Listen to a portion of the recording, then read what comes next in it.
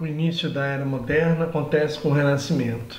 É um momento extraordinário da experiência humana no mundo. Grandes artistas, grandes escritores e a própria base da ciência moderna encontram na Renascença as suas raízes, as suas bases. É sobre isso que a gente vai falar. Surgido na Florença dos Médici, o movimento artístico cedo começou a crescer em outras cidades italianas, partindo dali para outros países europeus, chegando à Alemanha, França, Bélgica, Países Baixos, Espanha e Portugal em épocas diferentes. A palavra renascimento é cheia de significados, porque renascer, para os historiadores do século XIX, quando o termo passou a ser usado para designar esse período histórico, significava o florescimento de alguma coisa que estava, na melhor das hipóteses, adormecida. E essa coisa era a cultura clássica, que se desenvolvera entre os gregos e os romanos sob bases racionalistas e diminuiria de importância durante a Era Medieval.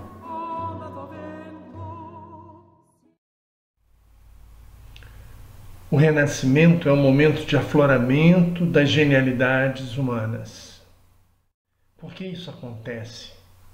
Bom, todos nós sabemos que durante a Renascença há o resgate de valores clássicos, referenciados na cultura greco-romana. Mas não é apenas isso. Existe um outro ponto que deve ser considerado. O homem renascentista é também tributário de um conhecimento de natureza espiritual que havia durado e havia se afirmado durante 1000 anos, que é a Idade Média.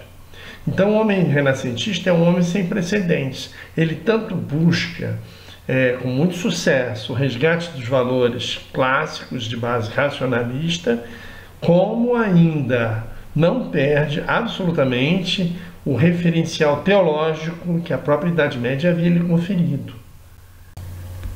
O cristianismo não foi de todo indiferente à cultura clássica.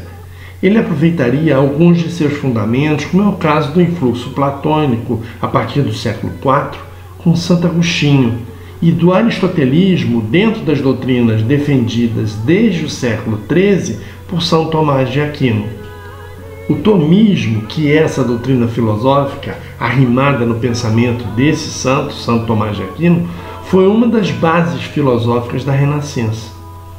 Por isso, pode-se dizer que, embora se tenha convencionado datar o Renascimento como um movimento ocorrido a partir do século XV, que é o Quattrocento, e XVI, que é o Cinquecento, muitos de seus fundamentos filosóficos ocorreram em época anterior.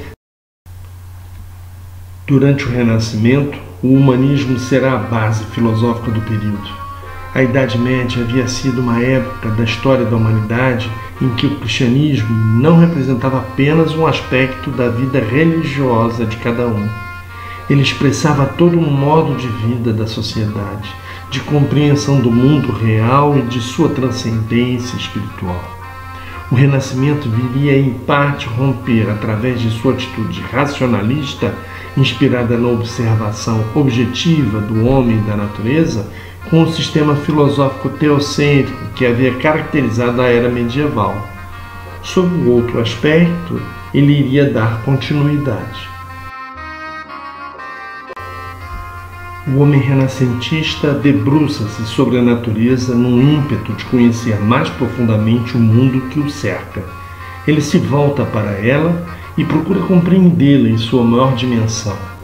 Todas as áreas do saber lhe interessam e a figura de um polímata, ou seja, de um homem versado em várias áreas do saber, como foi o caso de Leonardo da Vinci, será recorrente.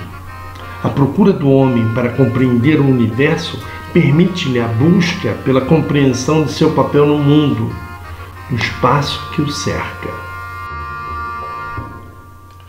O homem renascentista sai de um plano de percepção de mundo cósmico, infinito, divino, que havia caracterizado o período medieval e se volta no início da Era Moderna para o mundo empírico, para esse mundo finito que ele vai agora vivenciar de diversas maneiras.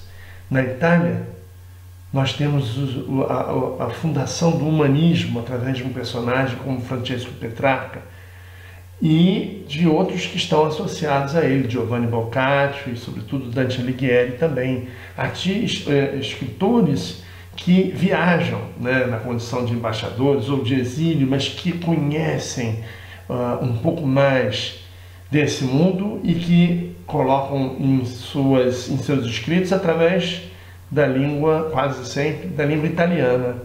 Isso é uma outra característica da literatura renascentista, né? Ou seja, a utilização do vernáculo, o abandono da língua do latim, que é uma língua erudita, universal, e a utilização do vernáculo. Então, na Itália, o italiano vai ser usado na literatura. Na Espanha, de Miguel de Cervantes, Dom Quixote, que percorre o mundo dentro de uma visão visionária, vai escrever em espanhol. O nosso grande poeta Luís de Camões, que celebra a descoberta, o expansionismo naval dos portugueses, que demonstra ser Portugal uma nação oceânica. É nessa condição que se encontra a grandeza desse país do qual descendemos, nós brasileiros. E ainda outros autores, como Bernardino Ribeiro, que escreve Menina Moça, conta o cotidiano de uma pessoa, de uma moça, e descreve essa paisagem onde ela vive. Ou ainda Pero Vaz de Caminha, que é o cronista da fragata de Pedro Álvares Cabral, né? Então, na Renascença, nós temos como uma influência na literatura essas duas características, né? A utilização do vernáculo e o homem que se volta agora para esse universo.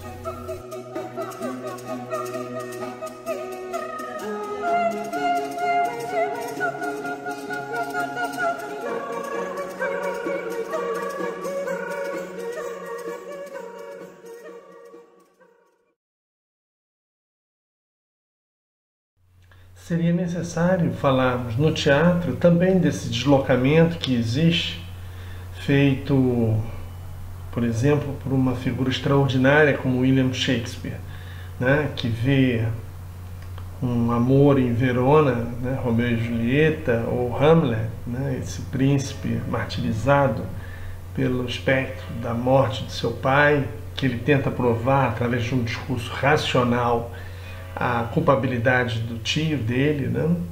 Que é uma tragédia, acontece na Dinamarca, não é? Um mercador em Veneza, não é? E, enfim, uma tempestade no meio de uma ilha no meio do Atlântico e por aí vai. O homem, na Renascença, se desloca pelo planeta, se desloca pelo mundo, do ponto de vista do imaginário, mas também do ponto de vista fático, né, das navegações, por exemplo.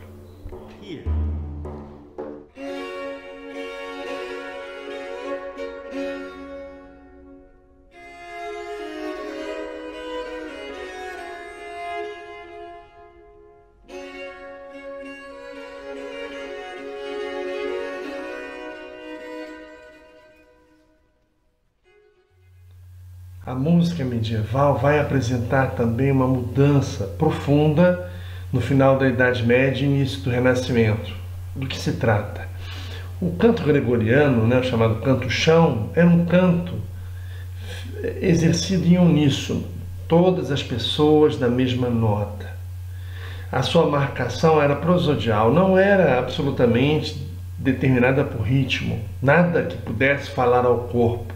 Nem mesmo certos tons, certas gradações musicais, como a terça, por exemplo, que ela é considerada diabolo música, era agradável demais ao corpo, não, era proibido.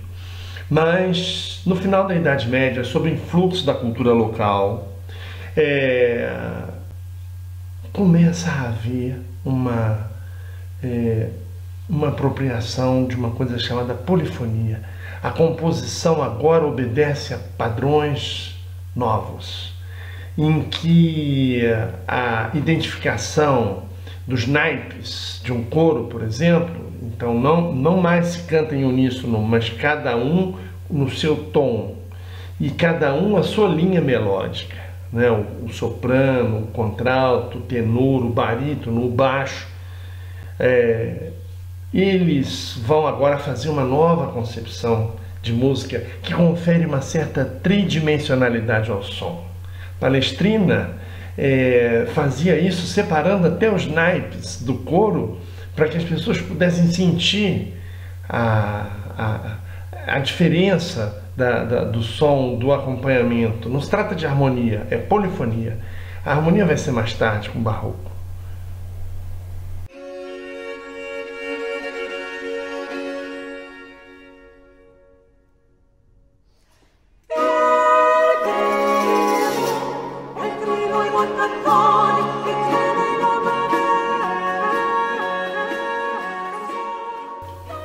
Na religião, o Cristo renascentista é um Cristo humano, que vai sentir dor e que vai morrer na cruz. É o reflexo desse pensamento do espaço, da redescoberta do espaço terreno. Porque antes não era assim.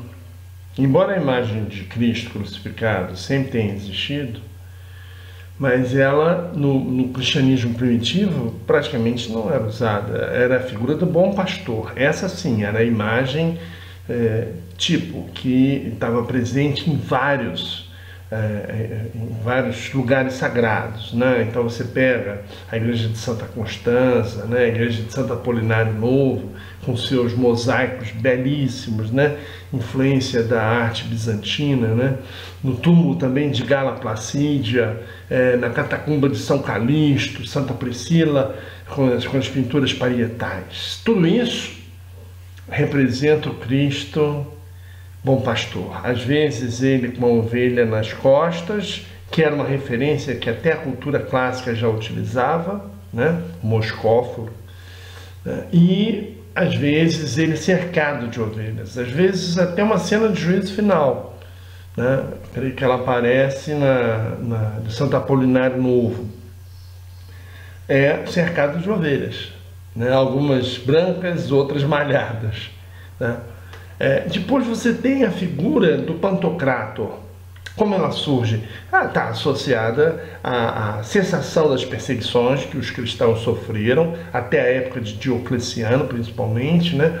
E Constantino mandou parar. Quando ele foi imperador, ele mandou parar de perseguir os cristãos, fez o Concílio de Nicéia no início do século IV e fez o formato da igreja basilical, como ela tinha que ser, pegou da própria Basílica Constantino, e a imagem do Pantocrator veio a substituir aquela imposição que Diocleciano havia tentado fazer de que os cristãos adorassem os imperadores romanos como deuses, e esses eles nunca fizeram, né? Então Constantino usa a imagem então do Pantocrator, o que governa sobre todos, né? E ela é uma imagem bizantina fortíssima, ela vai durar, vai atravessar praticamente toda a Idade Média, né? Mas quando chegar a época das peregrinações e, na sequência, o estabelecimento das grandes rotas de comércio, vai começar a haver uma coisa que vai deixar a igreja inquieta um pouco, que foi a afirmação do pensamento racional, né? O início do pensamento racional, e ainda a acumulação primitiva de capitais, né? Surgindo isso nas feiras, nas vilas, nos burgos. Então a igreja, nas suas representações de edificações tanto românicas quanto góticas, vai colocar, miudadas vezes, a imagem do Cristo juiz, vem escrito numa mandorla, que significa a transfiguração dele, né? Não é mais um Cristo reconhecido como humano, né? E vem cercado dos evangelistas, dos anciãos do Apocalipse. São cenas escatológicas de juízo final. Tanto que aparece os eleitos que estão abaixo da mão que abençoa, a mão de Cristo, e à esquerda os condenados, né? Os pecadores, os que não gostam de história da arte, essas coisas. Né? E lá está São Miguel com a balança, né? Pesando as almas, do lado de São Miguel o demônio. Então, essa é a imagem do Cristo juiz. Foi a última imagem antes de que a igreja começasse a assumir essa dimensão também terrena de Cristo. Por isso é o Cristo que vai morrer, né? Para depois ressuscitar. Mas essa imagem do Cristo homem acaba se afirmando, né? É uma construção histórica dessa época a figura do Cristo crucificado.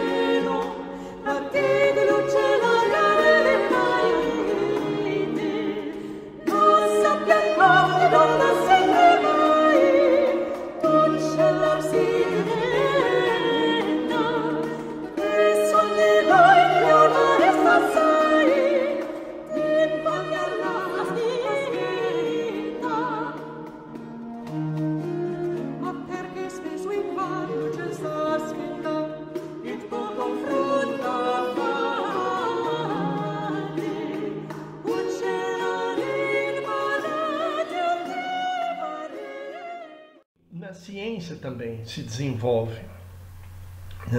A própria navegação dependeu dos debates de natureza heliocêntrica, geocêntrica. Não era uma questão só teológica, não era apenas por causa, né, do salmo que se quis preservar de Davi, que dava a ideia de que a terra era firme, não vacilarás. Não, era necessária também essa leitura das estrelas para a navegação de longo curso.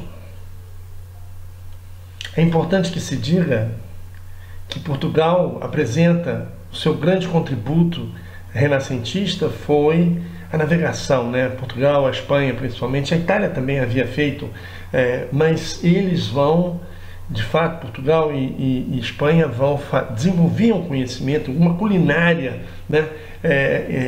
Rotas, fugindo de calmarias e tudo, e aplicar o pensamento racional à navegação. Todo mundo já ouviu um fado que canta: navegar é preciso, viver não é preciso, não é?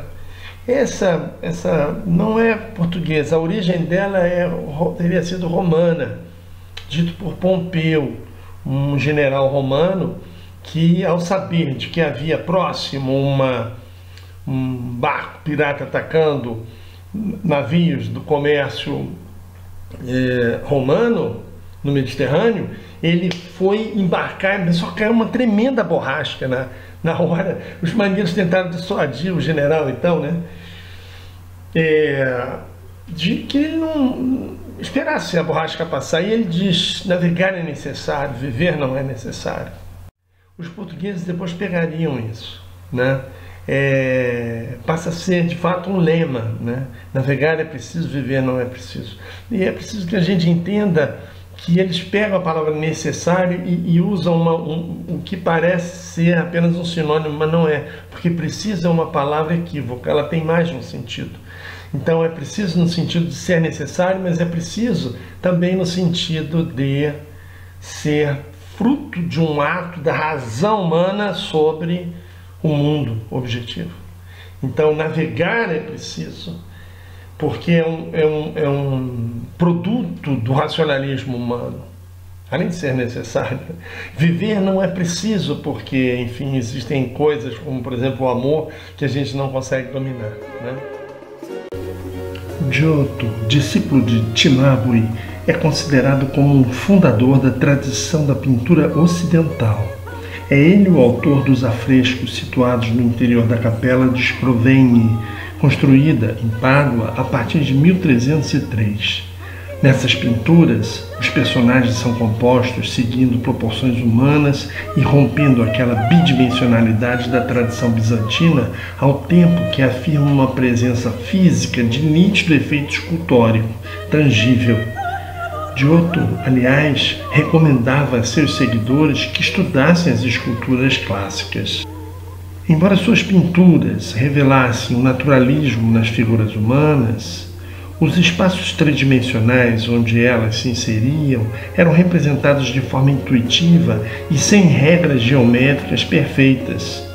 O mesmo ocorre com outros artistas dessa época influenciados por Giotto, como Duccio di Buoninsegna, Simone Martini, Piero Cavallini, Piero Lorenzetti, que iniciam uma busca do naturalismo especificamente tendo em conta as proporções do corpo humano, mas sem lograr uma ambientação espacial rigorosamente convincente. Isso só aconteceria mais tarde, quando fosse inventada a perspectiva cônica por Filippo Brunelleschi.